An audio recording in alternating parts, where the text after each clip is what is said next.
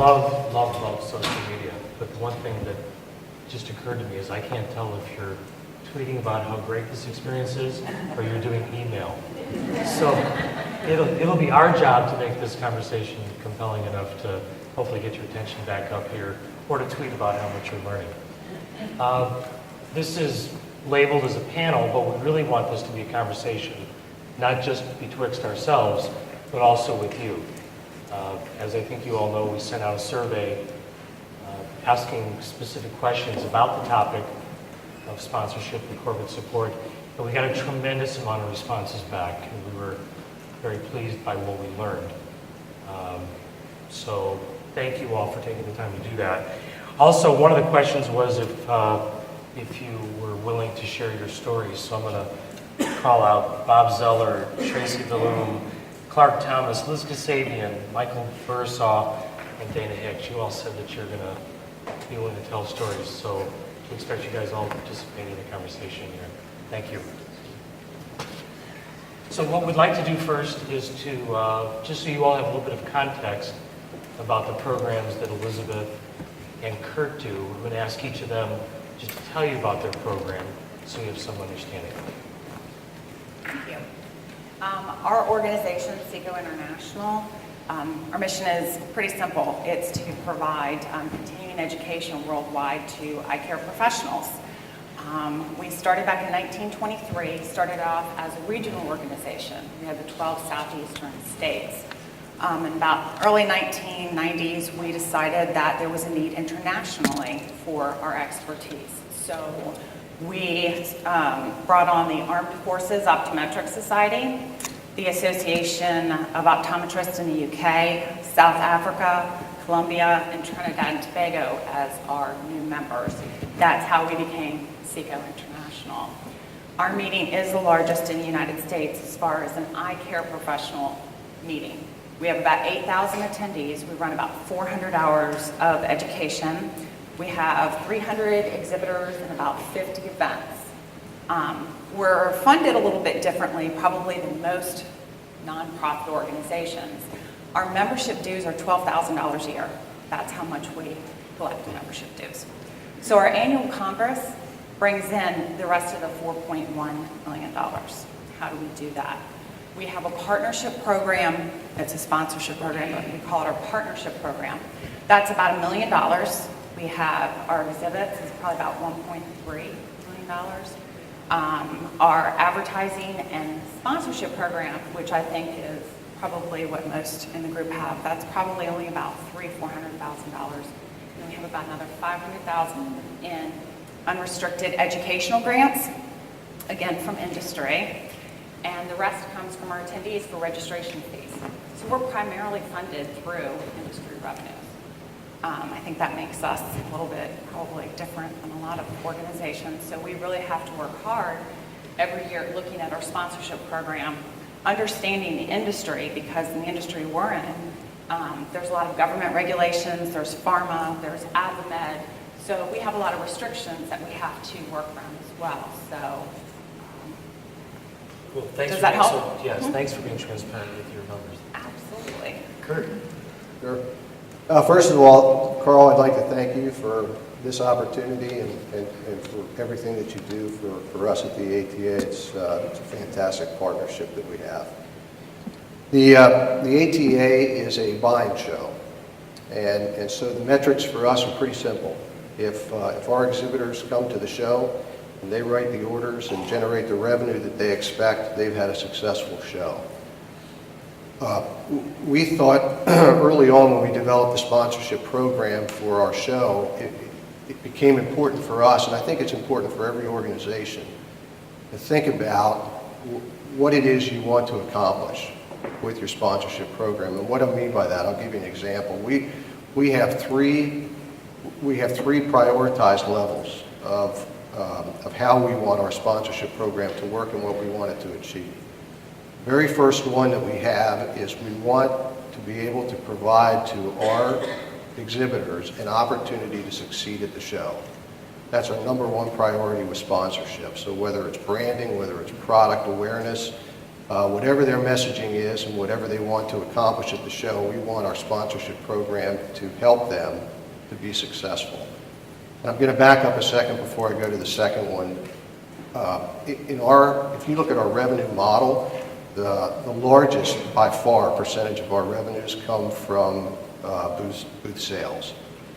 And a much smaller percentage comes from the revenue we derive from sponsorship, although that's growing. And so we look at the sponsorship program and we look at what we want it to do and how we want it to impact our exhibitors. We're looking at it because we want them to come back year after year. We want them to have a successful show. We want them to walk away feeling that next year is going to be even better than the year before. So the number one thing is for us to make sure we provide them the opportunity to be successful at the show. Number two, we want any sponsorship program that we do to enhance the value of the show and the excitement at our show. And number three for us is revenue.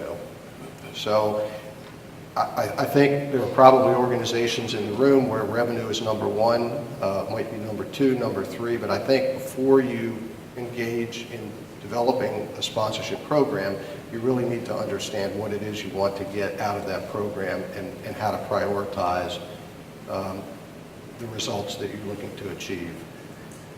I would second that, Bob, just in terms of defining what success looks like. Everyone assumes they know what success is, but until you really take a step back and really define what success looks like, not just for your organization, but also for your exhibitors, your sponsor exhibitors, as well as your attendees, you might be making too many assumptions. The only other thing Richard mentioned, and I think what's given me a very unique perspective, is I owned a company in the industry. I exhibited at the show for many years, and so I sat behind my desk for years trying to derive the value from the show. How much money am I going to spend? How much is my booth going to cost? My travel expenses? Do I want to promote a product? How am I going to do that? So I really have an in-depth understanding from the other side of the table of what small and medium manufacturing companies go through.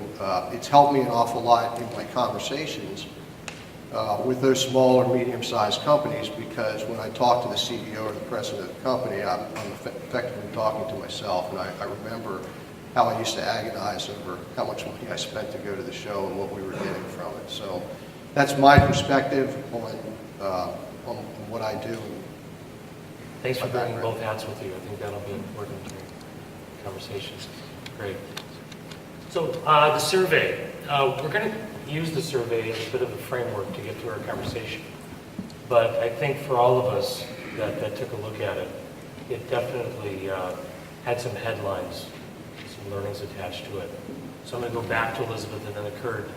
And if you would just tell me what the high points were, observations you had about the survey.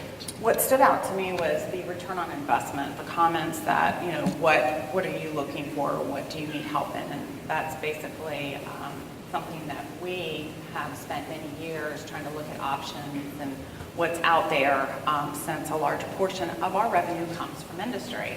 And one of the things we found probably about 6 years ago was a company called IEG, and they're out of Chicago, and that's what they do. All they do is they evaluate sponsorship programs.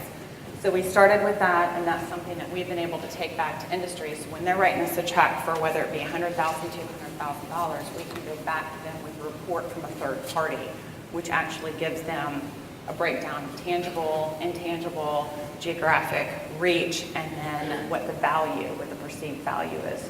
So that's something that we've utilized. Surveys we've utilized, I noticed through some of the comments that came up as a way that the audience is also trying to evaluate return on investment, and we've certainly used surveys.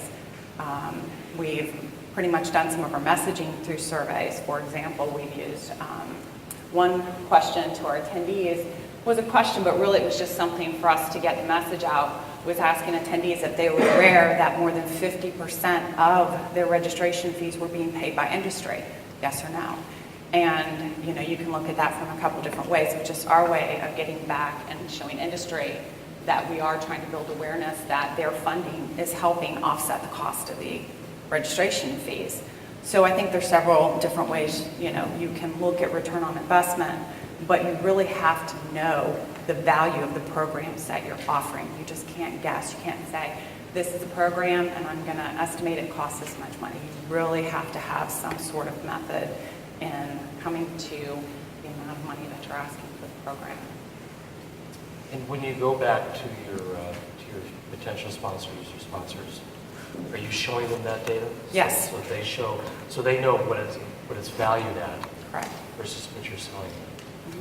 I'm sure that is of value to them, just knowing. Absolutely. And it's just something that we can go back and say, this is how we're different from other meetings as well. Right. So. Well, it shows that transparency. It's like, Right. we want you to know what it's worth. Kurt, what stood out for you? Well, there were two things. Surveying, I think, is really important. Our CEO is a research scientist, and so research is very important to him. We don't make decisions at the association without first doing a scientific survey. We do one every several years. We survey the exhibitors. We survey the attendees. We ask a broad spectrum of questions. Some of them relate to sponsorship. Some of them just relate to the show in general.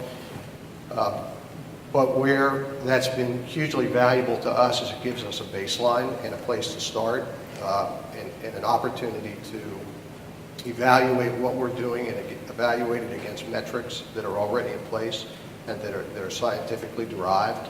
It's not our instinct. It's not our gut. It's a scientific survey that's provided us with very detailed information on how we should operate our trade show and the kinds of sponsorships and the kinds of opportunities that are viewed as having value.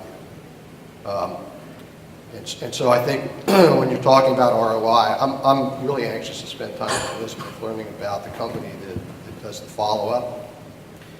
But without that sort of a follow-up or any sort of hands-on direct contact with your customer to determine the value, perceived value of your sponsorships, I think having the upfront information at least helps you to frame some opportunities that can get the conversation started with the prospects that you're talking to. The other thing that really struck me is, it's been mentioned a couple of times, it was great to have social media lead this off. I've spent most of my life as a salesman or a marketer. Face-to-face contact, telephone contact. I worked for years without a computer, without email, without... the only way you did business with somebody was to pick up the phone or actually get on a train or an airplane and go see them. To me, that's still critically important. And building relationships, understanding the companies that you're looking to attract, knowing the ins and outs of their organization, how do they market themselves, what are their goals, what are the objectives. The more research you do on the companies that you target and the companies that you pitch opportunities to, the more impressed they're going to be with how well you understand them and their business model, and how well you've tailored an opportunity to fit what they're looking for. And I guess I think I know I'm old-fashioned, but that's how I was trained. It's how I succeeded and how I grew my career, and I still find value in it. And I think even for younger people, there's still value in doing that. You're here. Second that as well. A couple things stood out for me, and one of them builds on what you were just talking about. There were a number of concerns about being able to build a value prop or demonstrate a value prop. And it comes back to what Kurt was saying about value. You only know what's valuable if it's valuable to your customer. So value has to be derived not by what you think it is, but by what you learn from your customers. And tomorrow during Kevin Bellinger's session, value props are one of the topics we're going to be talking about and workshopping. So stay tuned for that. And the other thing that stood out was something that Dana had said, and he mentioned legacy thinking. And that's something that we had talked about during our initial conversations as well, is that if you just keep doing things the same way, eventually they're going to get old. And you really need to be able to take that step back, take a look at your program, take a look at it from, not just your success, but your exhibitor's success, your sponsor's success, as well as your attendees. And if you're focusing on what success looks like for all three, you're probably going to do a pretty good job, not just in your sponsorship program, but in the program overall, in terms of your program design, layout, everything. Actually, if you don't mind, that's a great lead-in. So this is an example what Richard was talking about, legacy and trying to keep things fresh and engaged. And I noticed in the survey there was a question about working with customers, working with prospects. Do you take input from them when you put together and plan a program? In our industry, Millennium is a tree stand manufacturer, and if you don't know anything about hunting, a tree stand is something you set up in the middle of the woods and you sit in the stand for hours and wait for that elusive monster buck to come walking through so you can either kill it with a gun or with a bow and arrow. But the whole point of what they do when they present their products at the show is they want people to understand how comfortable their seating is, because when you're out in the woods, you're sitting in that chair for hours on end waiting for that deer. They approached me and said they wanted to do some sort of creative display in our lobbies at the show to showcase their product in a very practical way, but at the same time have some signage and some other. So we worked together. We worked for the better part of 3 months on a number of drawn designs on how they wanted to present their product and to market it. These guys are now in their 4th year on this particular project, on the Millennium Tree Stand seating. Every year they increase the number of seats that they have at the event. And we've got some other companies who are now approaching us, asking us if they can do something similar. What we do with any new sponsorship, and this goes to best practices, which is another, and I'm going to just ramble, so you That's right, go ahead. cut me off. Best practices for us, one of the things that we do for any sponsor who comes to us with a new idea, they are locked in for 3 years. So they get a 3-year window where they are exclusive to that particular sponsorship. And I also hold the price for them for those 3 years. It gives them an opportunity to get in the door. It rewards them for coming up with a new idea. And it also gives us some additional time for that to germinate and to sit with our other manufacturers to think about the kinds of things that they want to do to creatively present themselves at our show. Cool. Which actually brings up a data point from our survey. One of the questions was, are your sponsors involved in the creation of your sponsorship opportunities? And based on our survey here, we got 80% no, which, as we've talked about, I think is a missed opportunity. I can speak from my experience, and most of my trade show and sponsorship work was doing proprietary shows. So all of IBM's face-to-face marketing around the world, Intel's Developer Forum, 12 shows around the world. And most every sponsorship that we had was something that we developed with the internal product group or the outside sponsor. And because of that, we wound up with not only some really great creative ideas, like the Ultimate Geek Contest, which I can tell you more about later, but the sponsors felt a whole sense of ownership about what they were doing. They weren't just buying something, they were helping to collaborate on building something with you. And there was a tremendous amount of value in that, I found. And it's hard for them to say when it was their idea that they don't want to sponsor it sometimes. Good point. So. Good point. Yeah, you have an instance like that, right? Yes, and actually we meet with our industry supporters probably about 3 times a year, and we encourage them to give us ideas. And we found that they really wanted to engage the student optometrist, their future customer. And so we built in programs with our student program that allowed them an opportunity to have the captive audience, have the students together, and of course, food and free money draws. So we did stipends and we did a lunch, and the program was probably about $25,000, and we got $45,000 in sponsorship for it. Wow. So That's cool. Anybody here have any good examples of something that they've partnered with sponsors with to develop something cool, new, interesting, profitable? No? Okay, moving on. well, there's Oh, I'm sorry. Can we get a microphone, please? Thank you. With our sponsorship approach, we of course develop a sponsorship package, with pricing, but we really don't use that as a guidepost. We really start the conversation with potential sponsors of what do you want to accomplish, what are your objectives, and then once we hear some things, then we start riffing about what we could possibly do. And the price and the revenue, to the panel's point, is the scorecard. Because we know if we do it right, we're going to get the revenue. So we have very much approached it very much customized as well. And I think it's almost like we look at our conference as a timeshare, where we're spending hundreds of thousands of dollars to get 5, 10, 15,000 people, and they can rent it out based on what their objectives are. So that's how we approach as well. Cool, thank you.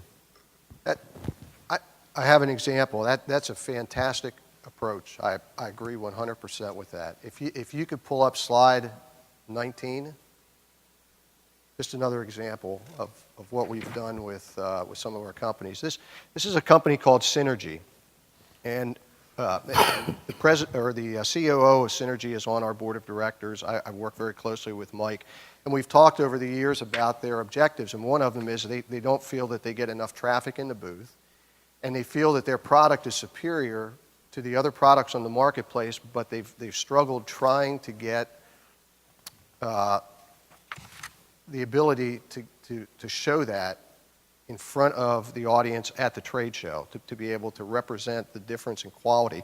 They manufacture trail cameras, and so trail cameras are cameras that the deer don't have a chance. I got to tell you, if you don't know anything about hunting, they don't have a chance.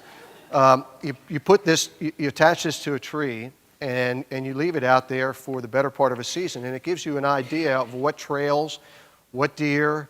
You can put food attractants there to try and get them to start using, but at the end of the day, you're using this as recon to determine where you're going to set your tree stand, and the quality of that image is important. So what we came up with them was a promotion, and I worked very closely with them. I said, if you want people in your booth, do a promotion where they actually have to come to your booth.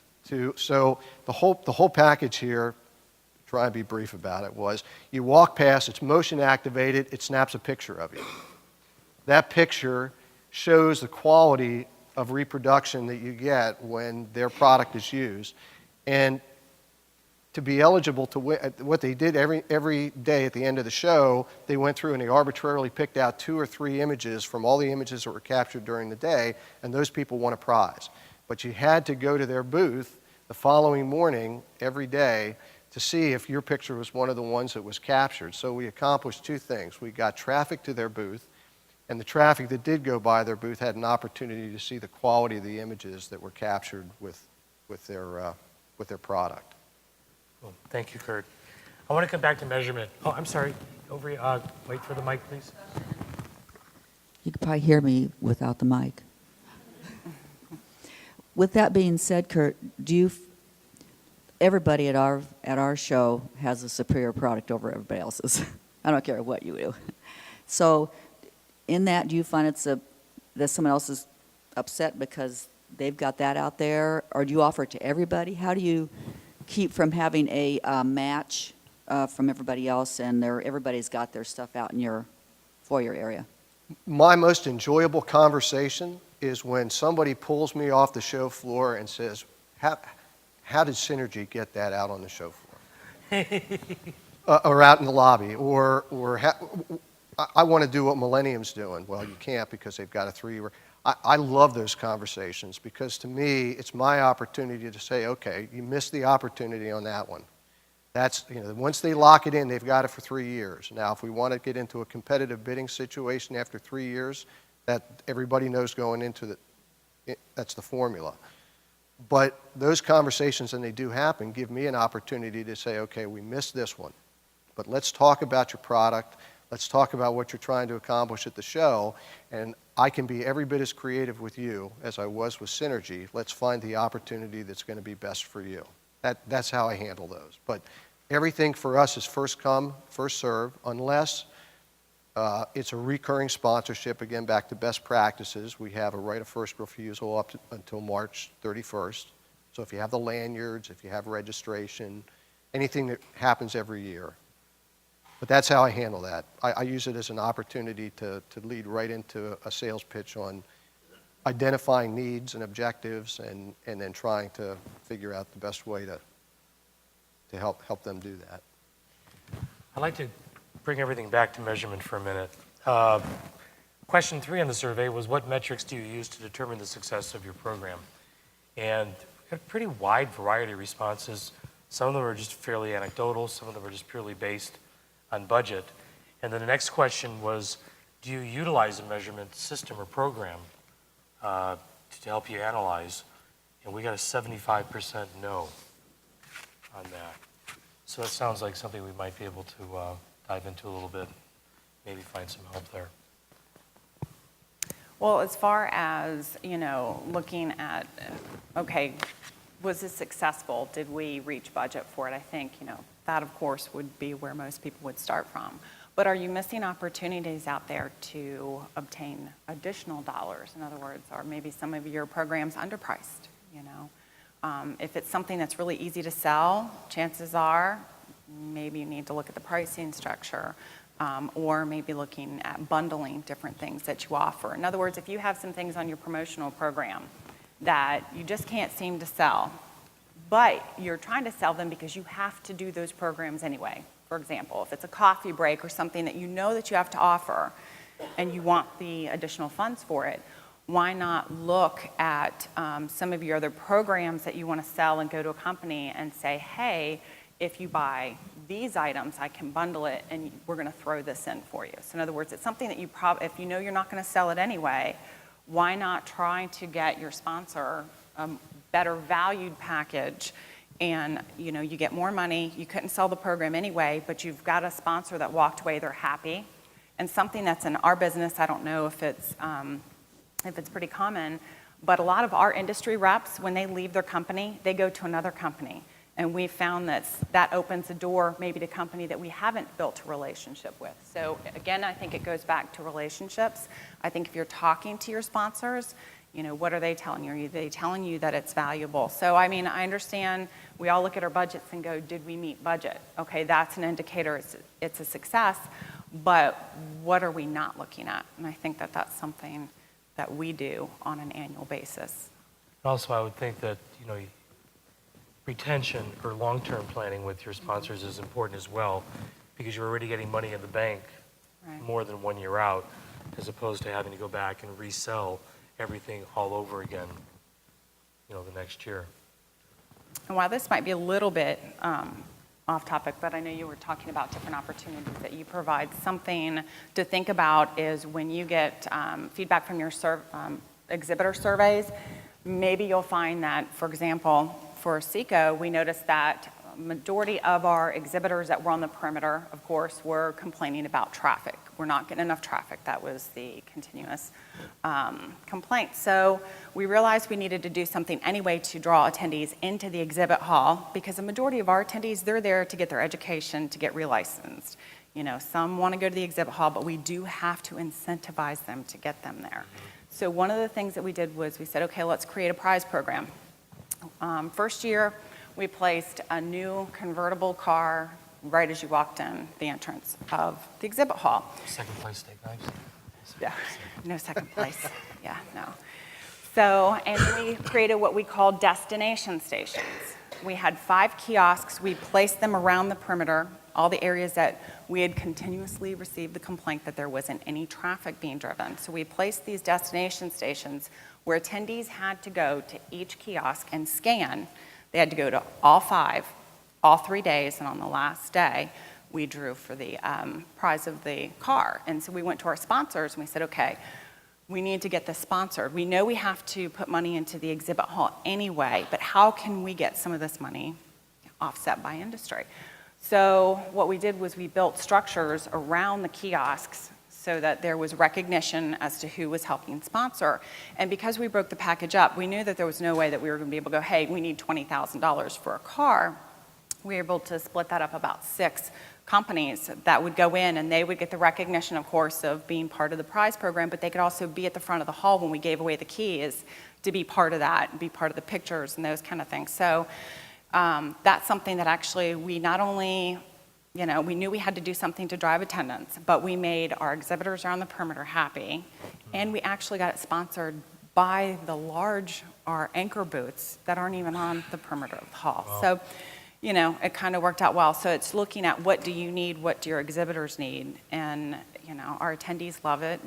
This is our 8th year of running this program, and it's been pretty successful. We've been tracking how many attendees actually scan or swipe their badge to enter, and probably, I'd say we've had 3 times the amount since we first started of attendees. So we've tripled the number of participants in this program, and every year we'll change it. We did a car a couple times. We did a trip, anywhere you wanted to go, an international trip for a set amount of money, of course. We actually just did one of those, the money pits, or the money booths, where people could get in, so that we could offer more opportunities for people to win, and then at the very end we gave them a suitcase full of cash, $10,000 cash. So it's really kind of trying to look at what you need to accomplish overall at your meeting and how can you get it sponsored. I saw a lot of pens going down suitcase, $10,000. Hang on, let's get a microphone over to you. Stuart's on his way.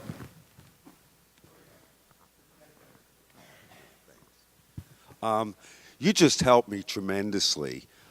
We developed in a tabletop show a bingo card where every attendee, in order to be eligible for a prize from each exhibitor, at the end of the show, Shepard doesn't want to hear this, but they gave away all their product because it was a tabletop show. Right. So they actually gave away all of their product as a group. Like, you didn't win anything from that particular exhibitor. It was a group winning, so they did lottery tickets and people would win that way. But the concept over a couple of years was the exhibitor complaining that they just came by to get the the bingo card punched. And the idea that you just brought up, that they have to visit 3 times, is going to help me so much. Because you can't visit an exhibitor, one time, get it punched. If you visit an exhibitor 3 times to be available, there's more opportunity for sale for the exhibitor. So thank you very much, and I think I'll reinstate the program. Absolutely. And one thing, though, that's interesting, you wouldn't think this would be a complaint, but this actually happened.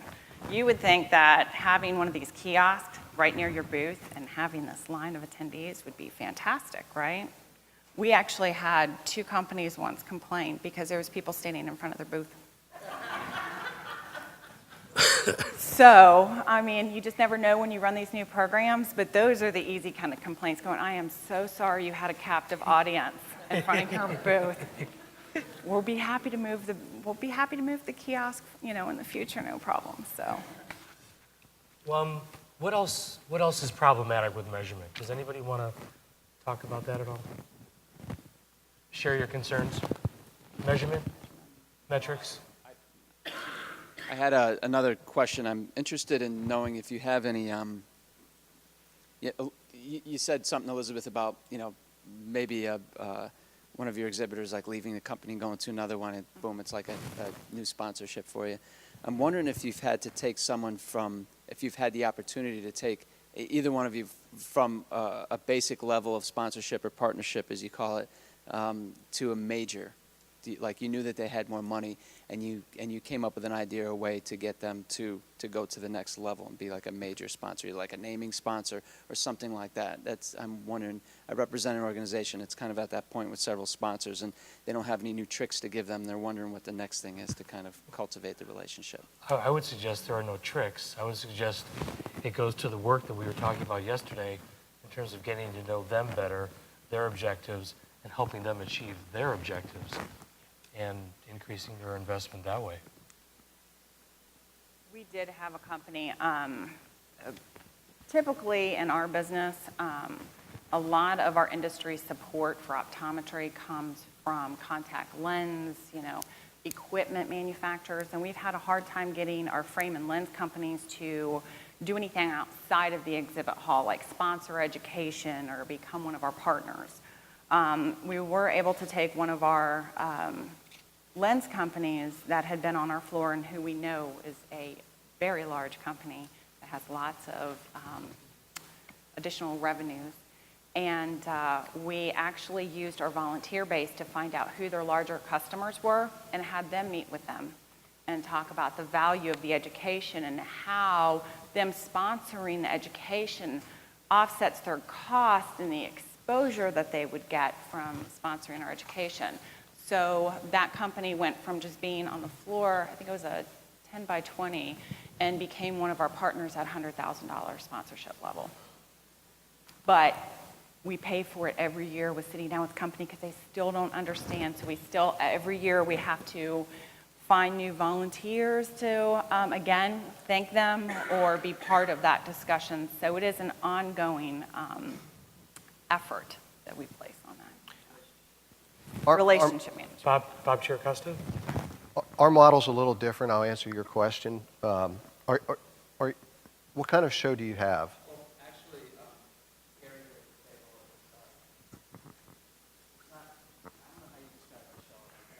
Kevin could. Thank you. It's a robotics competition championship, and you have some of the biggest corporations in the world that are exhibiting on the floor, and they're in it for lots of different reasons. But you look around the room and you'll see Boeing will have a 40 by 40 booth, and then Microsoft has a 10 by 10, and Google has a 10 by 10, and there's all of these relationships that are in the process of being mind developed and so forth. And there's a whole new development team on that's actually working this, and we're having a meeting in the next couple of weeks to talk about how to get some of these bigger companies to kind of sponsor on par with other companies who are kind of like, out-sponsoring them, so to speak, at least at a glance. So that was kind of what it was. We do not have those kind of multinational corporations. I mean, our biggest company in the industry is Easton, and so probably everybody who's ever played softball knows the Easton bat. Well, they sold that off, and the family sold off that part of the business, established a foundation for shooting sports. And there's Easton Technical Products, which is still the largest company, but we don't have anywhere near the pockets. So my recommendation would be, in the short time Elizabeth and I have known each other, I think she's probably the person to talk to help you, with those big guys. Great. There was another question back. Bob? Yeah. Do either of you ever allow sponsorships from non-exhibitors? We've had, no. We've had a situation where an exhibitor, small company, would have liked to be in our show, had a conflicting show that only overlaps once every 2 or 3 years.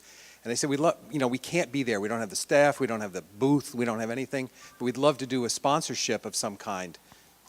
And I'm tearing with that. I'm not sure. I'm kind of, love to take their money, I understand, but they're not an exhibitor. I don't know. What are your thoughts on something like that?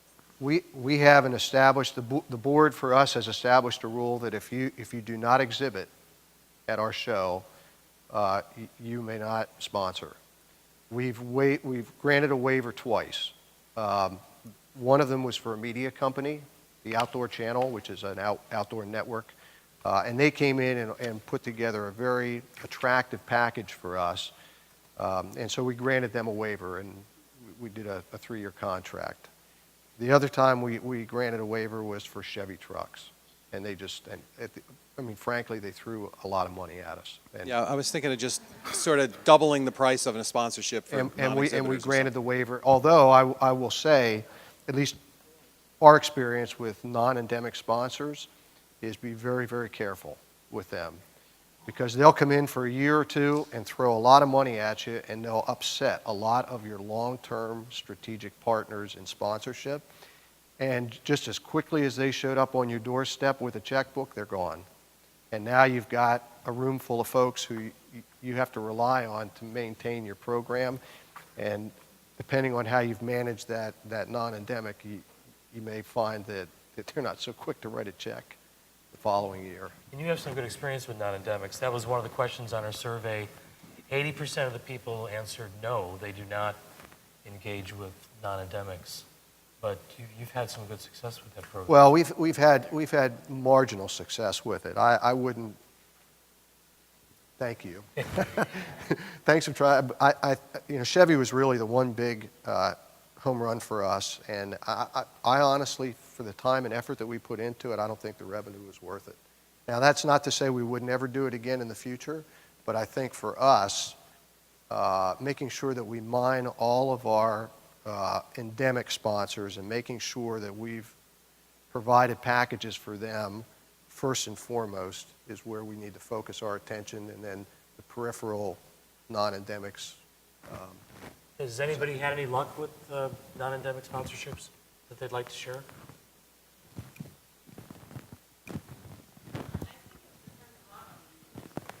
Okay. Well, let us get you a microphone, please. Thank you.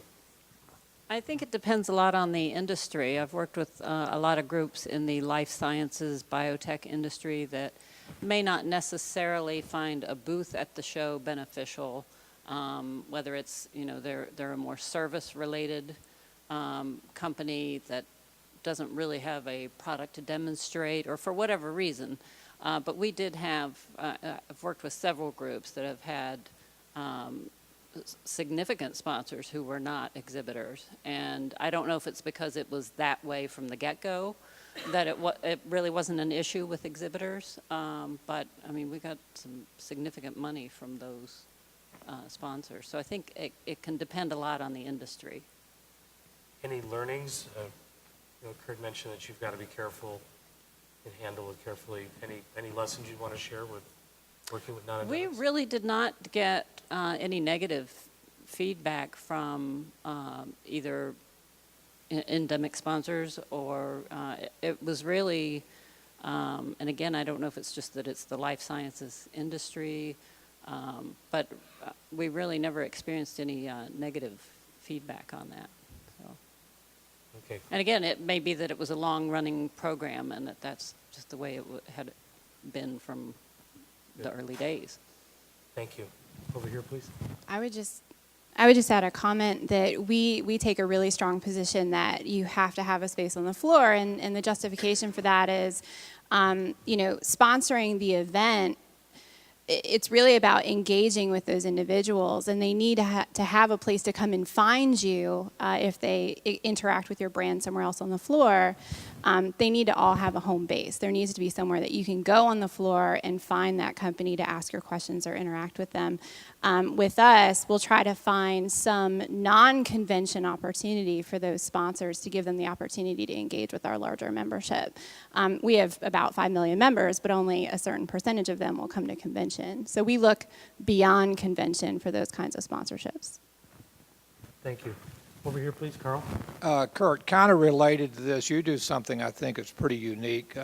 You have a sort of a program where you have a deal where you bring companies in and sort of incubate them in a separate room for a number of years before you move them onto the floor. Could you talk about that a little bit? And if you do allow those incubation companies to sponsor or not?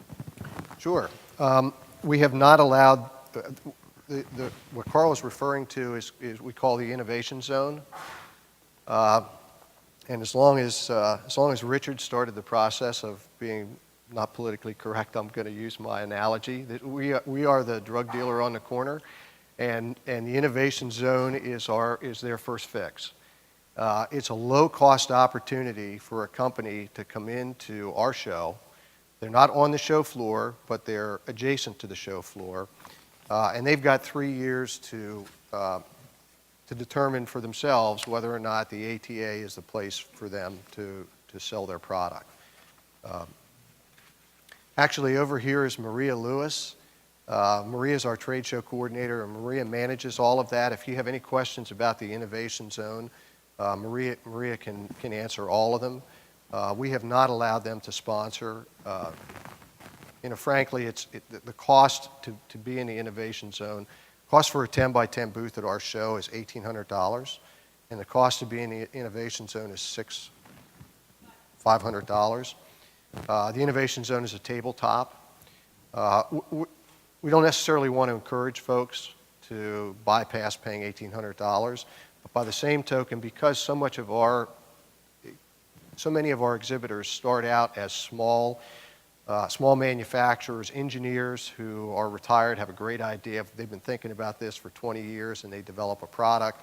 This is a way for them to get to the show and really gauge whether there's enough interest. It's also an opportunity for them to get in front of Bass Pro, Cabela's, Gander Mountain, Dick's Sporting Goods, all of the big box store buyers.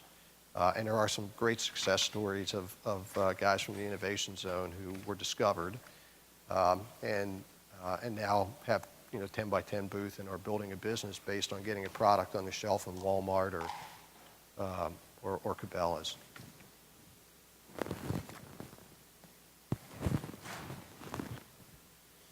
One of the practices that we use, excuse me, one of the practices we use at our conferences is a lot of times exhibitors will sign up and it's 50% down, 50% due 6 months later or something along those lines. And when it comes time, or sometimes as it gets close to the show, for whatever reason, they don't have the resources or they cancel out. And out of the goodness of our heart, we'll take their money and we slide it over into some sponsorship rather than them just losing the money up front.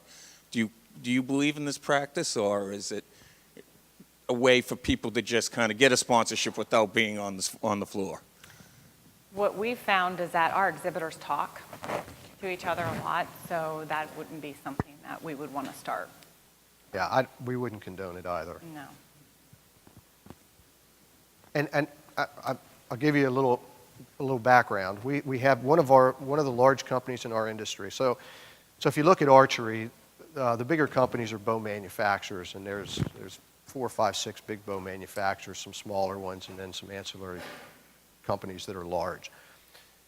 Several years ago, one of the larger bow manufacturers left our show. And of course, you panic when that happens, right? Because that's one of your anchor stores. And not only did they leave the show, but then 2 years later, they started their own dealer show.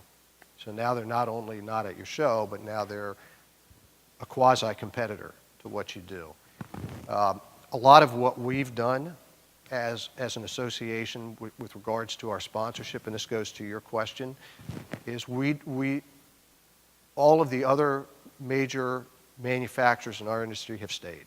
They were the only ones that left, and everybody else has stayed. And we've got to be very, very careful to protect the investment and the loyalty that they showed to us by continuing to exhibit at the show.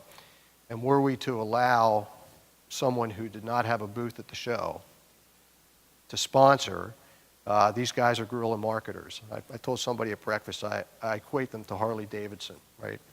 They don't manufacture the best product, but they're the best marketing company in the space. And so they would be if we were to change our rules, they would be in day one. They'd be buying up all of the real estate and they'd co-opt the show.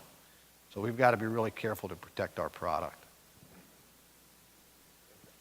To that point, there's been a lot of questions about should someone be able to sponsor without exhibiting. We, as show management, have to protect our show. The companies that would be sponsoring without paying for exhibit space, they get to spend all the dollars on the sizzle, not the, as we all know, the hotel stays or for exhibit staff and drayage and all that other stuff that it takes to participate and support all the money you're putting towards supporting the show. So I'm pretty passionate about it, as you can tell, but I really in agreement with the supporting the show. I do have a question for the panel about pricing. And, I have internally a lot of people ask about how much should we charge, how much does it cost. It's really not about our cost, but more about the value. Can you share a little bit how you go about pricing your sponsorships? For us, we look at how many impressions the attendee is going to see of that company's logo. I mean, that's where we start from, how many impressions, and actually that's something that IEG, I think, uses in their evaluation as well. So, for example, all of our common areas, we control all of the advertising, all the signage. We actually produce it. We don't let our sponsors come in and put up any kind of advertisement or anything in our main areas where we know that all attendees, where we're going to get the maximum. That's saved for our partner program. For our partner program, you have to spend a minimum of $100,000. We only have 7 slots because that's all we can accommodate. So basically for us, it's knowing what the areas, the products, for example, as well, our registration brochure. We don't put any advertisements in our registration brochure except from our partners. That's exclusive. So we create exclusive opportunities, and we look again at what is the most valued items in our program, and that's what's part of our partner program. Everything else is based on how many impressions the attendees receive. So when we look at different banners at maybe near the entrance of our exhibit hall, we'll price those and go, okay, well, how many people do we know that are going to our exhibit hall? Sometimes we've used RFID to gauge that number of how many people that are in that area. So for us, that's where we start, is how many people are going to see this advertisement or how many people are going to get the impression of this logo. Basic of all advertising metrics, impressions. Basically, Yeah. yes, that's where we start from. That's good. So when you go to see Elizabeth, you're going to Nordstrom's. When you come see me, you're coming to TJ Maxx. We sell all of our banners by square foot. And I have a pricing formula based on from 1 to 400 square feet, from 400 to, I'm not going to remember the exact number, but we have 3 different tiers. And depending on how large the banner gets, your cost per square foot goes down. We charge per square inch for window clings. I have flat fees for any display in the lobby. And I think that kind of goes to best practices, that anybody who contacts us and wants to do a sponsorship has a realistic expectation that the price they're being quoted is identical to the price anybody else is being quoted for that. That's how we handle it. I have a question too. My question is, and I think a lot of this is, I guess, pretty subjective, but do you actively seek out specific sponsors that you're looking for, like the bigger partnerships? Are there specific companies that you seek out, or are you waiting for people to come to you and say, I'm interested in a sponsorship? Or does it work both ways? Well, for us, for our partner program, we actually engage the companies. We like to make sure we have a mix of some competing companies, as well as making sure that we have a representative from each sector of the profession as far as our partner program. For our other program, and that's basically the rest of the banners, any kind of hotel, TV channel advertising, all those kind of other things, we open that up. We go after everybody. Anybody that's on our floor, we actively go out and sell those sponsorship opportunities too. I have a prospecting list, backgrounds in sales. Right? So everything for me is all about organizing, preparing, questioning. But I have a list of prospects that I start with. But more than that, what I'm really looking to do, I try and segment. So, for example, I'm looking for an arrow manufacturer. I'm looking for a bow manufacturer. I'm looking for a tree stand man. I'm looking across our industries, and I'm trying to find one. So my saying is, you get the whale and the fish follow. If you can find the industry leader or influencer and convince them to be a part of your program, they immediately give your program credibility, and then you start to leverage that against the smaller fish. In our case, it's Bowtech. Bowtech is one of the largest bow manufacturers. They're our largest sponsor by far. I use the fact that Bowtech is such an integral part of the show to approach other bow manufacturers to get them to. So I guess from my perspective, I do target, but I target strategically, so that hopefully what I'm doing is not just closing individual sales, but building a foundation that I can use to build a future program. Do you have any sort of printed collateral or email collateral or something that helps explain exactly who these attendees are a little bit more in depth for those specific exhibiting companies or potential sponsors? I don't, and the reason is everybody in our industry knows. If we were to strategically approach non-endemics, we would have to do that. For all of the companies that exhibit at our show, they know our demographics. They know the dealers. They know it's a very tight-knit and close group. Your point is very well taken, and for a show other than ours, I think it makes a lot of sense. But just for our show, it doesn't, simply because everybody that's there really knows the guys that are coming to the show. We have it in the past. It's funny that you mentioned that, because that's actually what we're creating, a two-sided document that basically breaks down our demographics of who our attendees are. Because we are seeing new exhibitors. Not only that, we need to reinforce to our current sponsors, here in writing is who you're going to be coming in contact with at our meeting. Looking at basically the geographic region from where our attendees are, breaking it down by doctor and their staff, looking at the age range of our attendees, which is thankfully changing, looking at the demographic of male, female, because in our industry and profession, there is a pretty significant shift happening from where it used to be most of the optometry schools had doctors that 70% were male, 30% were female. It's now 60-40. And with that, when they're looking at their marketing or how they're going to market to our attendees, they need to be aware of that. We've actually had situations where we've had to have exhibitors take down a banner or other items that may be offensive to some of our attendees. So yes, so we are looking at that, and actually that's something that we're going to have done within the next month or two that just kind of shows who our attendees are. And it's important for us too, to once again go out there and show how strong we are as a meeting, because one thing that I didn't point out is our organization, even though our membership is regional with international, which is odd, our meeting is larger as far as attendance and exhibitors than the national meeting for optometry. So we want to go out and we want to state that. We want to make sure industry is continuously reminded that when they sponsor us, we have more attendees, we have more opportunities to network with their clients. So, absolutely. We've got one. Go ahead. Oh, question.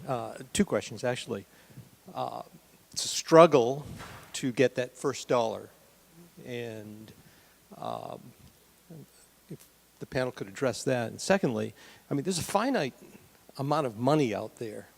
And we're talking about all these opportunities. I mean, how does this, how do you deal with that?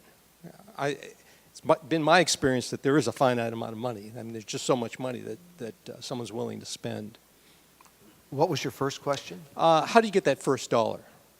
So they've got their budget and they're looking at their marketing campaign, vendors, exhibitors for the coming year. How do you assure you're getting the first dollar that they're going to spend and not an add-on? Do you know their budget cycle?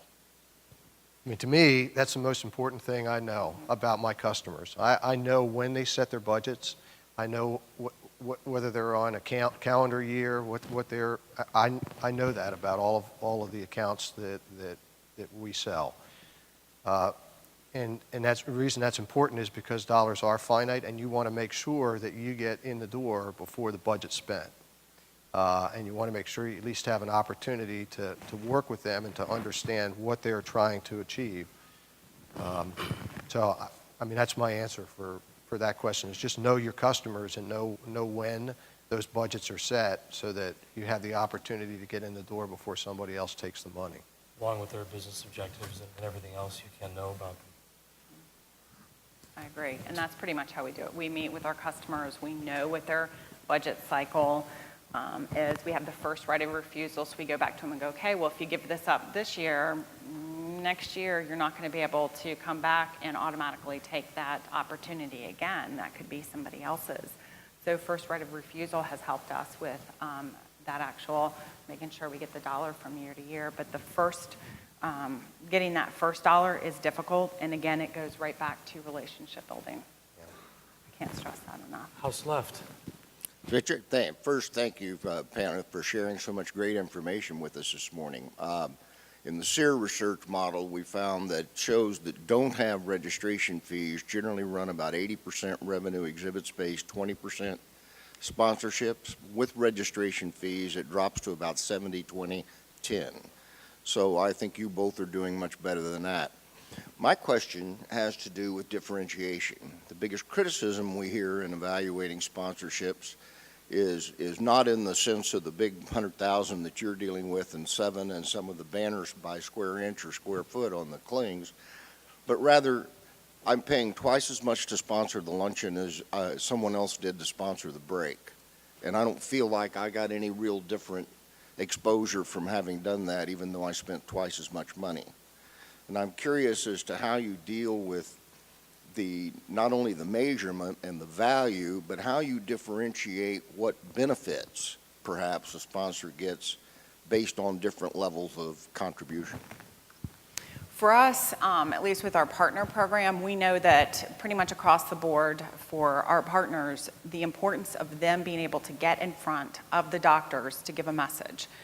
They used to be able to do that in continuing education. They used to be able to mention a product name. They used to be able to talk off-label. They can't do that anymore. So one of the things that we did with our partner program, so for those 7 companies, we actually provided, we created something called the Symposium Series. And the Symposium Series do not have any continuing education credit attached to them. How we get the doctors in the room is free food. So we have breakfast, lunch, and dinners, and we only have 7 of these symposiums. It gives that company an opportunity, 20 minutes to get in front of that audience. And typically we can draw anywhere from 400 to 600 doctors in the room, and they get to give a presentation. Now, of course, we like to look at their slides and look at their presentation before they get up, since they are competitors in some cases, just to make sure that everything's okay. But by including that exclusive opportunity, that's exactly what they're looking for, and they were willing to pay the minimum $100,000, and that basically was the carrot that drew them into that program. If we took that out of the program, I would say probably 75% of them wouldn't sponsor at that level. So we know that that is something that is exclusive to them, and then of course we put all the other things like their logos are in the common areas and the registration brochures. But all of that print material didn't mean anything to them. It was engaging the audience, and it was 20 minutes that was key for them. So that's akin to a detail in medical Exactly. terms, right? Yeah. And really, we found that out through our constant meetings with industry. What are you looking for? What can we help? And it kept unanimously, we want time with the doctors to be able to give a presentation that's not for education credit. So that was something that was one of the ways that we were able to create this program, and it's been successful. It's cool. So you bring them into hundreds of doctors' offices for a detail all at one time. It's great. Our show model is a little bit different because we're a buyer show, a buying show. We have been told over and over again from every exhibitor on the show floor that anything you do as an association, anything you condone as an association that takes people, dealers, retailers off that show floor during show hours, you're taking money out of our pocket. They pay to be there and exhibit and have dealers on the show floor buying from the time the show opens until it closes.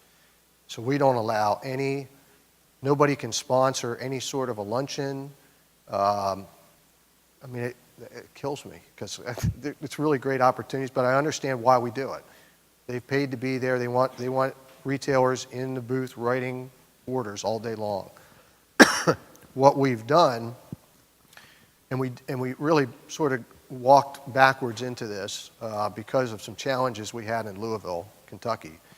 We've developed a program in the evenings where we do have a title sponsor, and they provide entertainment. We do cash bars. We've got another company that manufactures a cooking product called the Can Cooker, and they bring all the celebrities in and they do a cook-off. with different recipes in the product that creates excitement. I mean, for us, for our show, for our guys, NASCAR guys, it's all about bling. You know, light. You walk in a room and you got orange here and red here, and something's firing up here, and you got a blinking light over here, and these guys are just all beside themselves. But that's what we want. We want them to be really excited about being at the show. So what we've done, I don't think I answered your question. Sorry. But it really is a lot of fun doing what I do, and the show, and the guys are great, and I just get excited about it. So I'm sorry if I didn't answer your question.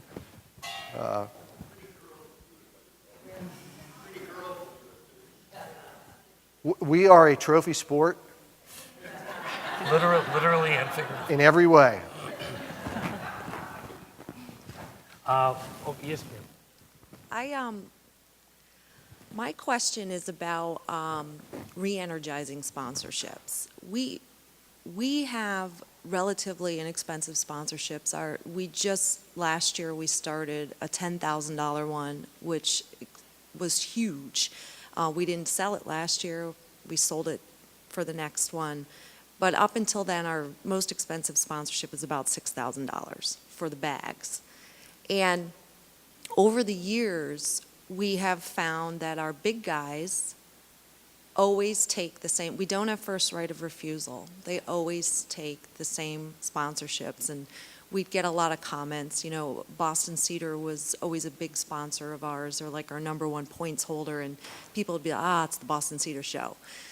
Because they gave us the dollars, so their name was everywhere. And over the last few years, a lot of our big guys are investing their money in different ways for the expo. And so something that traditionally went to maybe Russ and Lumber 10 years in a row, they decide not to sponsor it. And then we're really searching and trying to figure out how to, because we pretty much got lazy and accounted for those dollars. So now we have a $6,000 sponsorship. For instance, the bags are not being sponsored this year, and no one's biting at it. And so my question is, how do you say, hey, for the first time in 10 years, so-and-so's not sponsored? You don't want to do that, because that makes them look bad, because they didn't pull back because they didn't have the money. They pulled back because they were reinvesting it in a different way. So we're a little hesitant to really publicize the fact that this isn't sold, yet we want to show them what an opportunity it is. So we're struggling a little bit with that. You know, a couple of bigger dollar sponsorships open that haven't been open in years, but convincing people that it's an opportunity. So you've just stated the ultimate salesman conundrum, Yep. which is no pipeline. And you can't fix that immediately. But what you can do is begin developing a pipeline of suspects, of prospects, of customers. It is most people who've never done sales just think salespeople talk. That's what they do, and they sell stuff. There's so much strategy involved in planning and structure and development, and I just think it's a critical part of not only keeping things fresh, but ensuring that you do have a pipeline of qualified prospects that if a company decides at any point that they are not going to renew that sponsorship, that you've already been talking to people who are in a similar industry that may have an interest in that, and you're having the conversations, if this ever comes available, is it something you might be interested in? And just being prepared for the day you know will come, because at some point every one of your sponsors is going to go away. And if you haven't started to lay the groundwork to replace them, you've got a year or two that you've got to rebuild and catch up.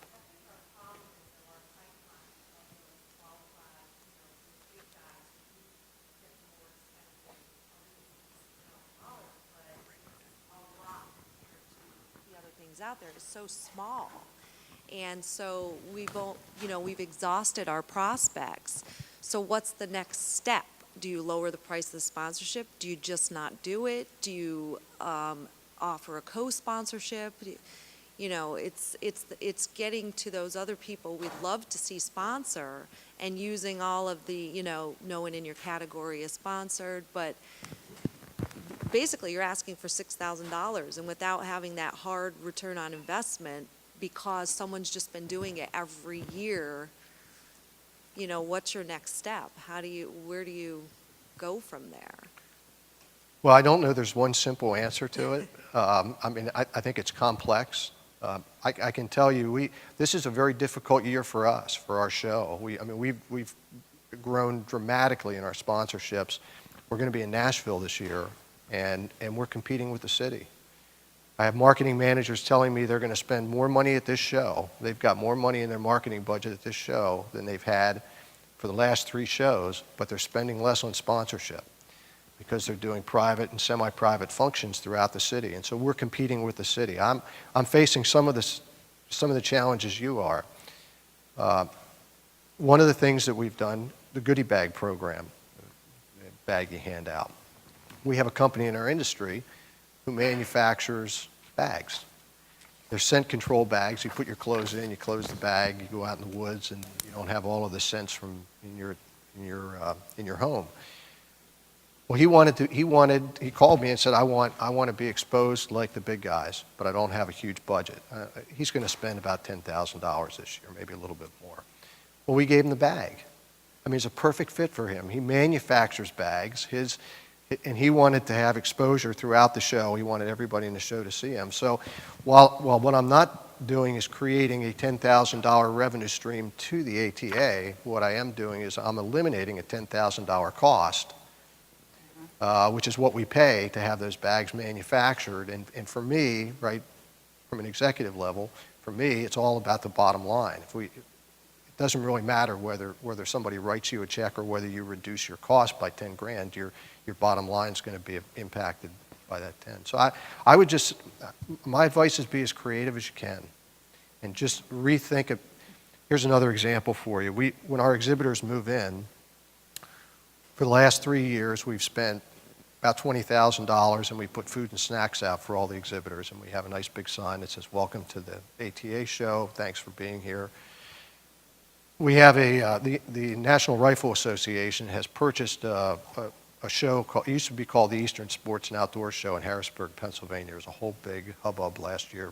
Reed was going to ban certain assault weapons, and people boycotted the show and pulled out, and Reed sold it to the NRA. Well, anyway, the NRA works very closely with us, and they're now taking over the Great American Outdoor Show. We're working with them and providing them a sponsorship opportunity to pay that $20,000 to provide that food and to promote their consumer show. They want our exhibitors to be at the consumer show. We're comfortable with that because we don't compete. It's a consumer show. We're a buyer show. So there again, we're looking for a creative way to generate some revenue, and we're not doing it by receiving a check, but we're doing it by offsetting the cost of the event, plus building relationships and partnerships. I'm afraid our time is up. I do have a question first, though. When we were talking between ourselves, we talked a lot about sales strategy and about the need for that, having an understanding of it, and how to really apply, not just sales techniques, but true sales strategy. This is something that both Kurt and Elizabeth do very well. Is that a topic that would be of interest to all of you at some point? Yes? Show of hands, please. Okay, cool. Thank you. Thanks, guys, very much. Appreciate it. Thank you.